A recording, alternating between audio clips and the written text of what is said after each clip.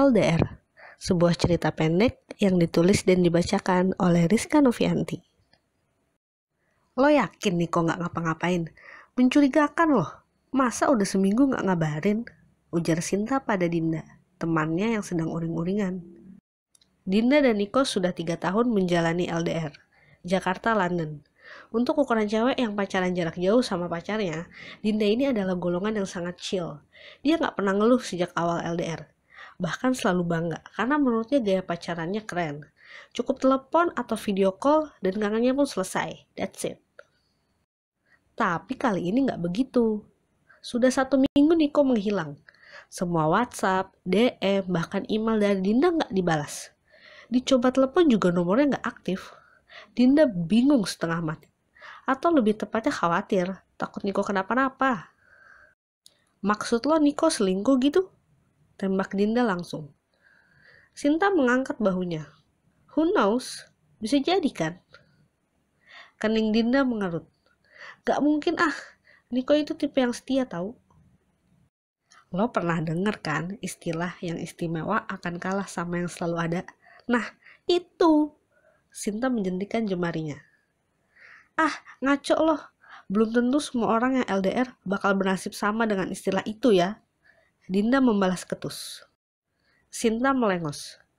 Gue ngomong tentang kemungkinannya aja loh ya, bukannya mendoakan yang enggak. Dinda mulai kesal. Gak bener curhat sama lo. Bilang aja biar lo ada temennya kalau gue putus sama Niko kan. Dasar Jonas. Udah gue cabut. Dinda pulang dari rumah Sinta dengan perasaan jengkel. Tetapi ada sebagian dari dirinya yang setuju, meski langsung dia bantah dengan memaki sendiri. Apa-apaan sih Sinta? Masa dia malah menghasut gue supaya berpikiran kayak gitu ke Niko? Teman macam apa kayak gitu? Begitu sampai di kamar, Dinda melempar tasnya ke atas ranjang. Dan gak sengaja ponselnya meluncur keluar dari tasnya yang gak diresleting dengan rapat. Pada saat itu juga ponselnya berbunyi. Ada telepon masuk. Dinda meraih ponselnya, ternyata telepon dari Niko. Sekarang pukul 21.00, berarti di London pukul 15.00. Tumben Niko telepon sore-sore begini, biasanya selalu malam. Dinda mengatur napasnya sebelum mengangkat telepon. Halo. Halo sayang. Jis. Suara Niko di seberang sana nyaris membuat lutut Dinda lemas saking rindunya. Tetapi dia ingat, dia harus marah sama Niko. Berani-beraninya menghilang seminggu tanpa kabar. Iya, kenapa? Dinda menjawab dengan dingin dan ketus. Kok kamu dingin banget sih? Gak kangen ya sama aku? Niko bertanya seolah gak ada apa-apa di antara mereka. Entah dia belum menyadari kesalahannya atau pura-pura gak punya salah. Emang harus ya aku kangen sama orang yang menghilang seminggu tanpa kabar? Sindir Dinda. Oh, kamu marah karena itu? Maaf ya sayang, aku lagi sibuk ngurus sesuatu. Niko menanggapi dengan santai. Dinda mengembuskan napas. Ngurus apa sih? Sesibuk itu ya sampai gak bisa balas WhatsApp aku? Niko, aku gak minta kamu untuk chat setiap hari, setiap jam, atau setiap menit. Tapi kenapa buat balas sekali aja susah banget? Sebenarnya apa sih yang kamu urus? Cewek lain ya? Boom. 3 kata terakhir itu akhirnya keluar dari mulut Dinda yang masih panas karena omongan dari Sinta. Kamu kok ngomong gitu sih, Din? Kamu nuduh aku selingkuh? Niko mulai terdengar gusar. Ya terus apalagi kalau bukan selingkuh? Cowok mana yang nyuekin ceweknya sampai seminggu kalau bukan karena ada cewek lain? Dinda, aku gak suka ya kamu nuduh aku kayak gitu. Teori dari mana yang bilang kalau cowok lama gak ngabarin ceweknya itu pasti karena selingkuh? Aku gak kayak gitu ya. Emosi Niko mulai naik. Dinda mendecak kesah. Jangan pura-pura gak tahu deh. Siapapun juga tahu ya. Yang istimewa akan kalah sama yang selalu ada. Apaan sih? Kamu kok percaya sama kata-kata kayak gitu? Aku gak habis pikir ya sama kamu. Niko juga gak kalah kesal. Alah, gak usah playing victim deh. Kamu terus terang aja kalau udah bosan sama aku. Jadi cowok tuh yang gentle dong, Nik. Ngomong kalau udah gak sayang. Bentak Dinda. Niko tertawa sinis. Oh, jadi sekarang mainnya ngebentak-bentak ya, Din? Kamu beneran gak percaya sama aku? Ya udah, terserah kamu. Oke, aku udah capek ya sama kamu. Selama ini aku kurang ngerti apa lagi. Aku berusaha untuk gak gampang ngeluh dengan semua yang kita hadapi ini. Tapi yang aku dapat malah kayak gini. Malah pengkhianatan dari kamu. Aku kecewa nih. Dinda memutus sambungan telepon itu dengan dada yang sesak dan mata yang basah. Dia sudah salah selama ini. Dipikirnya dia dan Niko sudah menjadi pasangan LDR yang berhasil. Namun kenyataannya luar biasa pahit. Jangankan berhasil, hubungannya sekarang gak ada bedanya dengan drama Korea The World of the Married. Dasar pelakor busuk, umpatnya sembari menangis keras-kerasnya sampai tertidur pulas. Besok paginya Dinda terbangun dengan mata bengkak layaknya pelaku curanmor yang dipukuli warga. Untungnya ini hari Sabtu, jadi dia gak perlu ke kantor dengan keadaan mata seperti itu. Pikirannya masih mengawang-awang memikirkan kejadian semalam. Masih gak percaya kalau dia sudah memutuskan Niko begitu saja setelah 5 tahun mereka bareng-bareng. Dulu mereka satu kampus, satu fakultas, satu jurusan, dan satu kelas. Pokoknya serba satu. Jadian pas kuliah tingkat 3 lalu lulus dan kemudian Niko yang dapat durian runtuh dikirim ke London oleh sebuah kantor konsultan manajemen tempat kerja pertamanya. Sejak saat itu semua yang bareng-bareng lantas berubah. Namun Dinda dan Niko siap dengan semuanya.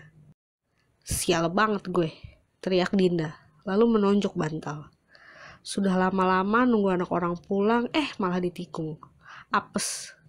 Dinda yang semula masuk golongan cewek-cewek chill mendadak gak chill lagi. Karena seharian dia nangis sembari memandangi foto Niko. Tiba-tiba ada sesal yang muncul atas keputusannya semudah itu mutusin Niko. Sudah jam 21.00. Ini artinya sudah 24 jam Dinda jadi jomblo. Nasib gue kok gini amat ya. Dinda menatap nanar bayangan dirinya di cermin. Saat bersiap untuk tidur, tiba-tiba suara bel pintu apartemen Dinda terdengar. Duh, siapa sih malam-malam begini? Gak bisa besok ya? Awalnya Dinda masa bodoh, tapi bel itu terus-menerus berbunyi. Asli, ganggu banget. Akhirnya dengan langkah malas Dinda keluar dari kamar menuju pintu. Dia melihat sosok yang memencet bel dari layar intercom dan butuh beberapa kali mengucek mata dan menampar pipi sendiri untuk meyakini kalau ini bukan mimpi. Dengan ragu, Dinda pun membuka pintu. Hai, sapa Niko. Laki-laki jangkung yang sudah dia putusin semalam tiba-tiba sekarang ada di hadapannya dengan backpack dan koper besar. Kok, kamu di sini? Dinda masih gak percaya. Niko tersenyum. I'm back. Aku pulang sayang. Dinda menggeleng-geleng. Tunggu. Ini maksudnya gimana ya? Kemarin kan kita baru teleponan. Kok sekarang kamu di sini? Niko tertawa lalu mengacak rambut Dinda. Kemarin itu aku lagi siap-siap mau pulang. Barusan dari bandara aku langsung sini loh. Ini buktinya. Masih bawa-bawa koper kan? Dinda masih terpaku. Mendadak otaknya gak bisa berpikir. Sementara itu sebelah tangan Niko meraih tangan Dinda. Sembari tangannya yang lain merogoh saku jeansnya lalu mengeluarkan cincin dari sebuah kotak mungil bertuliskan Tiffany & Co. Niko menatap Dinda tepat di matanya, lalu berujar, maaf ya sayang kalau aku cuekin kamu 1 minggu. Aku benar-benar sibuk ngurusin berkas kepulangan aku. Kontrakku udah selesai dan selanjutnya aku bisa kerja di Jakarta. Jadi kita gak perlu LDR lagi. Terus itu cincin maksudnya apa? Tatapan Dinda mengarah ke cincin. Niko tersenyum lebar. Lebih lebar daripada papan karambol. Dia mendekat 1 langkah dengan tangan yang masih memegang tangan Dinda. Sayang, kita nikah yuk. Dinda diam saja. Seperti boneka mampang yang bersandar di tiang lampu merah kecapean karena habis joget. Sayang, mau ya? Tanya Niko lagi. Dinda mengerjap-ngerjapkan matanya dan mengangguk. Niko girang setengah mati. Dia memakaikan cincin itu ke jari manis tangan kiri Dinda kemudian memeluknya erat. Bukan mimpi, bukan juga prank. Dinda betul-betul dilamar Niko dan semuanya mungkin terjadi. Dinda termasuk yang beruntung. cowok yang dia putusin malah melamarnya. Lain kali jangan dengerin omongan orang mentah-mentah ya, Din. Terima kasih ya sudah mendengarkan cerita pendek LDR. Kalau kamu suka dengan ceritanya, jangan lupa like, comment, share, dan subscribe. Sampai jumpa di cerita yang lain ya.